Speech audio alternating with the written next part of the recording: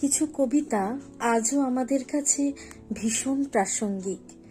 আসলে যখনই কোনো কবিতা পড়ি আমরা বোধহয় মনে মনে রবীন্দ্রনাথকে স্মরণ করি।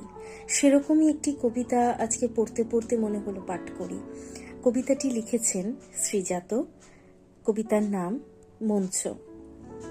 আমায় তুমি ঘৃণ্য করো, বিভেদ দিয়ে চিহ্ন করো গায়ে। কাজের দিনে কে না জানে প্রবেশ নিষেধ তোমার এলাকায়।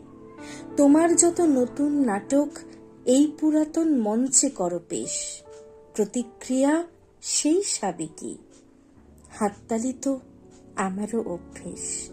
কেবল যদি সুযোগ পেতাম অকাজ দিয়ে তোমায় বোঝাতাম। ইতিহাসে স্রোত বহমান, পাল্টে যাবেই রচয়িতার নাম। আমায় তুমি ভিন্ন করো, আঘাত দিয়ে ছিন্ন করো শির। আমি কেবল দাঁড় করাবো সব চরিত্র, রক্ত করো বীর।